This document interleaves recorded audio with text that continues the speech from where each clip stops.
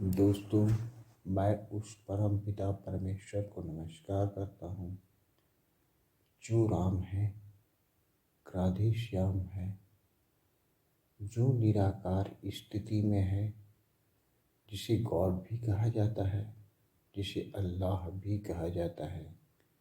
वो निराकार परमात्मा को मैं नमस्कार करता हूँ। दोस्तों, वो निराकार स्थिति में परमात्मा जो है वो शरीर में प्रवेश भी करता है।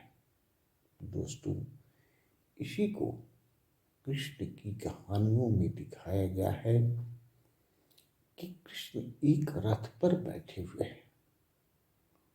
उस रथ पर जो बैठे हुए हैं उस पर एक अर्जुन भी है और उसके साथ साथ उस रथ में 5 घोड़े लगे हुए हैं और ये 5 घोड़ों के साथ यह जो अर्जुन है कृष्ण से ज्ञान की बातें सुन रहा है। उस रथ के ऊपर जो है हनुमान बैठे हुए हैं। दोस्तों, इस बात को यह संकेत देता है कि वो जो है कृष्ण क्या है। कृष्ण की अर्थ होता है शरीर में आई हुई आत्मा। जो निराकार इन्फिनिटिव वो परमात्मा के समान है, जो आकाश सदृश है, वो आत्मा है और उस आत्मा के शरीर में जो हनुमान है यानी जो सिद्धियों का ज्ञाता है, जो परम पिता परमेश्वर है, वो उस आत्मा के शरीर में प्रवेश करके बैठा हुआ है। उसके साथ साथ मन है। मन जिसे अर्जुन कहते हैं, जो ज्ञान को अर्जन करता है, वो अर्जुन जो है उस ज्ञान को सुनता है और दिमाग में बैठा लेता है। वो अर्जुन कहाँ है? तो वो इस शरीर के अंदर है। ये जो है 5 घोड़ों पर अर्जुन सवार है और कृष्ण भी सवार है। दरअसल जो है 5 घोड़े क्या है? ये 5 घोड़े ये हैं जैसे गाड़ी में 5 गियर होते हैं, उसी प्रकार वो 5 जो विकार हैं मनुष्य के शरीर में वो है। ये 5 विकार जो है इस 5 घोड़ों की जो रथ में लगे हुए जो चाबुक है या लगाम है, इसे कस के पकड़ना पड़ता है। तो अगर सबको कस के पकड़ लिया जाए तो वो घोड़ा टस से मस नहीं होगा और जहाँ का तहाँ खड़ा रहेगा। इस बात को वहाँ पर संकेत दिया गया है। लेकिन सवाल पैदा यहाँ ये है कि जिसको छोड़ा जाए, अगर एकदम ढीली छोड़ देते हैं तो अगर काम को छोड़ देंगे तो वो आपको परेशान कर देगा। क्रोध को छोड़ देंगे तो परेशान कर देगा। लोभ को छोड़ देंगे तो परेशान कर देगा। मोह को छोड़ देंगे तो परेशान कर देगा। तो उन्होंने बताया कि नहीं, देखो इसमें इसे आवश्यकता के अनुसार ही ढीली छोड़ो, यानी ढीलापन करो। इसी बात को कृष्ण ने अर्जुन को बताया। वो ठीक एकदम गाड़ी के माफिक है, जिसमें किसी गाड़ी पर कोई गाड़ी चलाता है और उसमें 5 गियर होते हैं। फर्स्ट गियर में गाड़ी जो है वो न्यूट्रल हो जाती है। अब गाड़ी को स्टार्ट करो, फर्स्ट गियर में लगाओ। फर्स्ट के बाद जो है आप न्यूट्रल के बाद आप फर्स्ट में लगाओ और फर्स्ट के बाद सेकंड में लगाओ, सेकंड के बाद थर्ड में लगाओ, फोर्थ में लगाओ। ये 5 गियर जो है गाड़ी के हैं। फर्स्ट से गाड़ी जो है न्यूट्रल में हो जाती है, उससे गाड़ी बढ़ती नहीं है। लेकिन जो दूसरी गियर है जिसे हम फर्स्ट गियर कहते हैं, वो गियर से वो गाड़ी जो है बढ़ने लगती है, लेकिन उसमें कोई खास स्पीड नहीं होता। फिर सेकंड गियर से जो गाड़ी है वो थोड़ा स्पीड पकड़ती है फर्स्ट गियर से ज़्यादा, और थर्ड गियर में वो बहुत ज़्यादा स्पीड पकड़ लेती है। दोस्तों, इसके बाद वो जो है एक बैक गियर होता है जिसे फोर्थ गियर भी कहा जाता है, और न्यूट्रल, ये सब मिलाकर 5 गियर है। इस तरह से जो है इस बात को उन्होंने बताया। अब सवाल पैदा यहाँ ये है कि कृष्ण के शरीर में हनुमान प्रवेश किए, एक ही शरीर है, उसमें हनुमान प्रवेश किए, और हनुमान के साथ साथ उसमें अर्जुन यानी मन, अर्जन करने वाला यानी मन, मन यानी माइंड, माइंड जो है उसमें पहले से ही है। माइंड किसी ज्ञान को सुनता है, किसी बात को सुनता है और उसे ग्रहण कर लेता है, और जो मन में बैठा लेगा वो निकल नहीं पाएगा, वो निकल पाएगा ही नहीं। दोस्तों, मैं क्या कहूँ, मैं एक मेरे माने यहाँ पर जो है एक गार्ड था, वो रामपाल बाबा का चेला था। रामपाल बाबा का चेला जो था उसने कहा कि मैं काल पुरुष को नहीं मानता, काल पुरुष को हम लोग नहीं, हम सत्य साहिब का पूजा करते हैं। वो सत्य साहिब जो है दरअसल उस परमात्मा को कहता है जो निराकार स्थिति में है।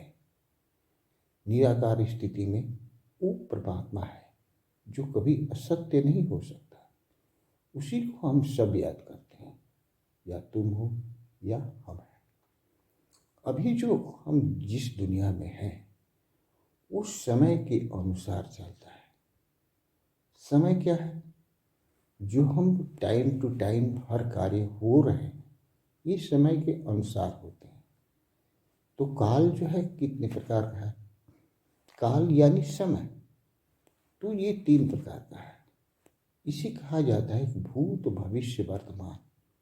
भूतकाल, भविष्यकाल, वर्तमान काल, जिसे इंग्लिश में present tense, past tense, future tense कहते हैं। ये जो है धरती पर जो भी कार्य होते हैं समय के अनुसार होते हैं, और समय के बाद जो कार्य जो कहा जाता है कि सत्साई जो है यानी जो प्रकाश स्वरूप जब आत्मा बनती है तो उसका गति जो है इतना तेज हो जाता है, जो प्रकाश के समान तेज हो जाता है, और उसमें समय का बंधन नहीं रहता। यानी जो निराकार परमात्मा है वहाँ समय के बंधन को हम छोड़ देते हैं। यानी आत्मा की गति प्रकाश की गति से हुई तो वहाँ पर हम जो है समय के बंधन से परे हो जाते हैं, और जो भी कार्य है भूत, भविष्य, वर्तमान, तीनों काल को हम देख सकते हैं, लेकिन यहाँ पर हम नहीं देख सकते। तो यहाँ हम काल के बंधन में हैं और वहाँ हम काल के बंधन में नहीं रहते। इस बात को मैंने उसे समझाया, लेकिन जो उसके माइंड में भर दिया गया है पहले से, वो बात को निकाल ही नहीं पाया। दोस्तों, इस प्रकार जो नहीं निकाल पाया, जो आज तक नहीं निकला, उसका परिणाम वो आज जो है उस परिणाम पर वो चल रहा है। दोस्तों, इसी प्रकार मेरा कहना है कि आप भी अपने कृष्ण की जो कहानियाँ हैं उसे पढ़ें और उसे मंथन करें, क्योंकि कृष्ण ने अपने मंथन किए हुए माखन को ही चुरा कर खाया था। यानी कहने का मतलब है कि उसकी माँ जो थी, जिसे हम यशोदा कहते हैं, वो ज्ञान से भरी बड़ी पूर्ण थी। उन्होंने उसे समझाया, भक्ति रस में डाला, तब वो आज महान कृष्ण हुए।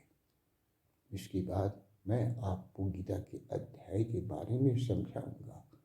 दोस्तों, मन जो है कभी भी अपनों से युद्ध नहीं कर पाता है, और अपने ही संसार में बेईमानी, शैतानी या जो भी करते हैं वो अपने लोग ही होते। समय यानी काल, काल जो है कहता है, मान लो कोई व्यक्ति की मृत्यु होने वाली, एक्सीडेंट हो गया है, चोटें आई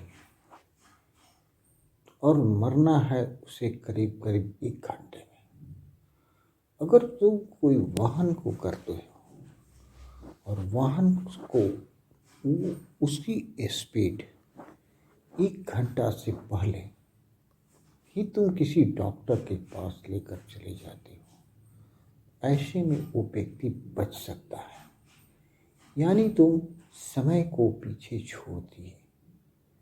दोस्तों, इस प्रकार काल को जीता भी जा सकता है।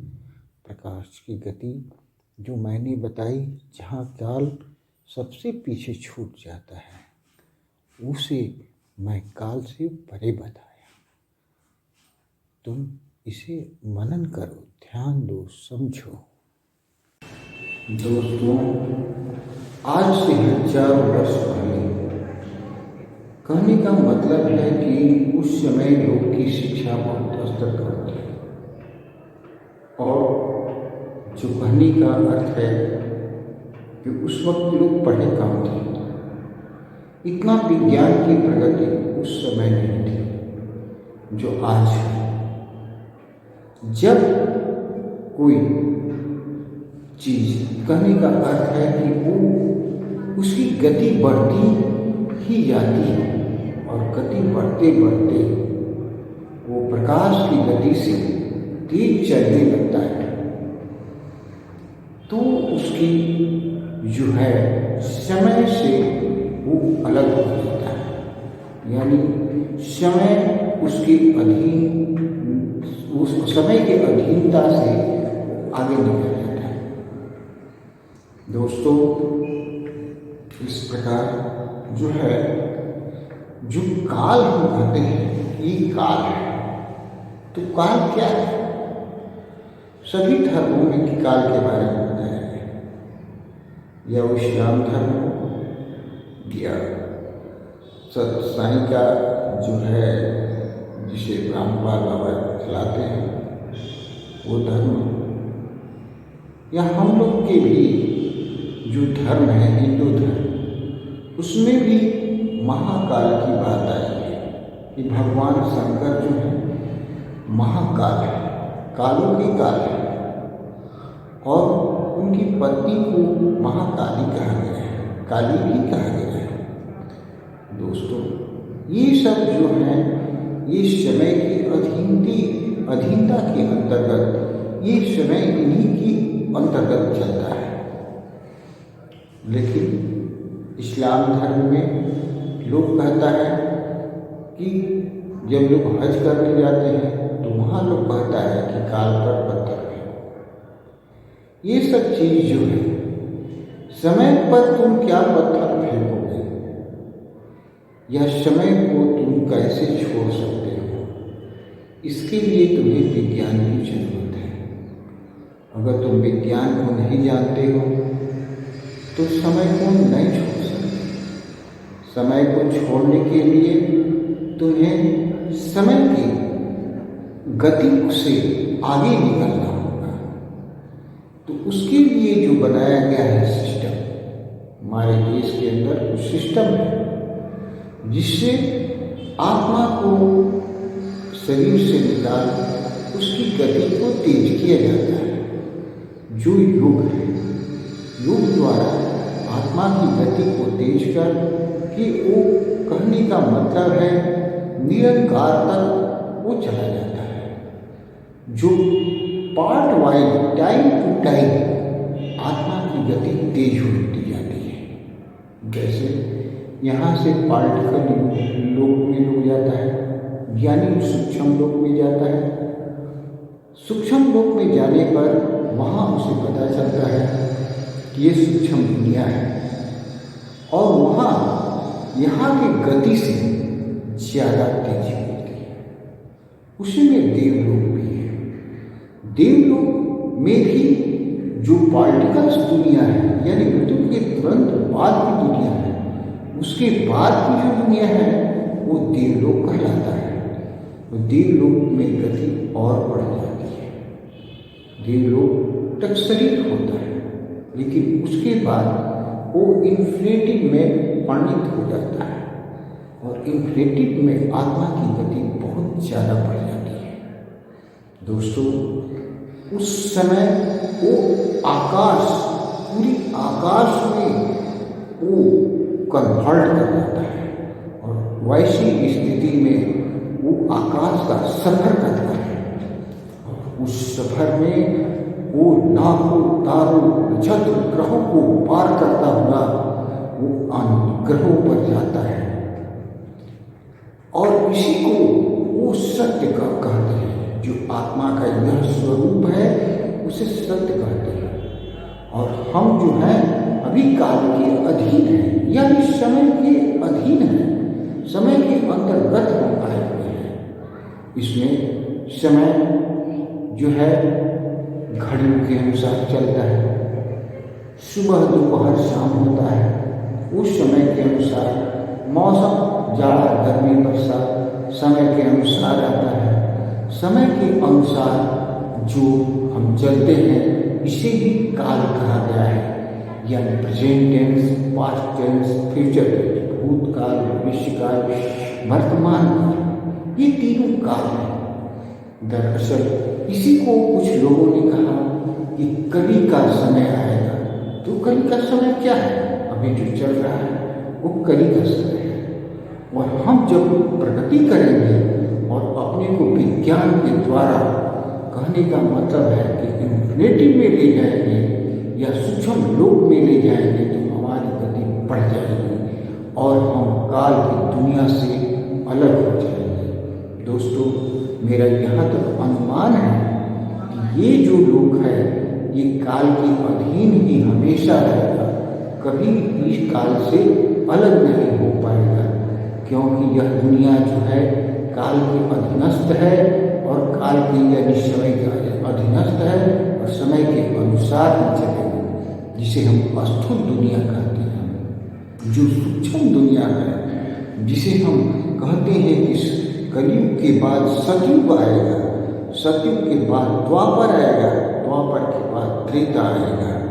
ये जो है कहने का मतलब है कि उस समय विज्ञान की प्रगति से लोग अन्य लोगों में भी जाया करते थे और वे समय के बंधन से परे हो जाते थे। यहाँ की उदाहरण स्वरूप है जहाँ की वेद व्यास जो थे वो समय के अनुसार काल की समीक्षा गणना कर दिए थे। उन्होंने जो किताब लिखा हुआ है, कहने का मतलब है भविष्य पुराण, भविष्य पुराण में वो पूरे वर्णन कर चुके हैं। उन्हें भी कहा जाता है कि वो शिव स्वरूप है। दोस्तों, जो हम आपसे कहते हैं आप उस पर मंथन कीजिए, सोचिए और समझिए और उसे जानिए कि क्या विज्ञान यह बात को कहता है कि नहीं कि जब मनुष्य की गति बहुत ज़्यादा तेज हो जाएगी, वो निश्चित ही वो प्रकाश की गति में वो इस समय को छोड़ देता है। दोस्तों, ये समय हर लोगों पर अलग अलग है। चंद्रमा पर अलग है, कहने का मतलब है कि मंगल पर अलग है, और कहने का मतलब है कि बुध पर अलग है, बृहस्पति पर अलग है, शुक्र पर अलग है और अन्य ग्रहों पर अलग अलग है, जिसे हम काल कहते हैं। ये समय है, ये काल कोई दूसरा कोई नहीं है, ये आपको खा जाने वाला काल नहीं है। कहने का मतलब है ये आपको मारने वाला काल नहीं है। उस समय के अनुसार दुख सुख आता रहता है, जिसे हम काल कहते हैं। काल ये हमारा जो है, ये कहने का मतलब है ये काल जो है वो हमें फायदा भी देता है, घाटा भी देता है।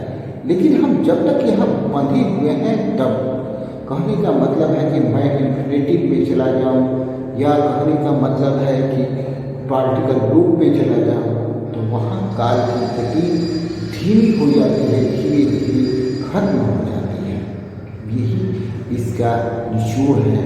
ये आप इसे अब काल मानिए या कुछ भी मानिए, मैं तो समझता हूँ कि अगर आप काल मानते हैं या काल के विचारों पर चलते हैं तो ये आपके लिए एक मूर्खता होगा। काल समय को कहा जाता है और समय के अधीन जब आप पृथ्वी पर आए हैं तो सबको पृथ्वी के अनुसार, समय के अनुसार ही सब कार्य होगा और समय के अनुसार ही चलना होगा।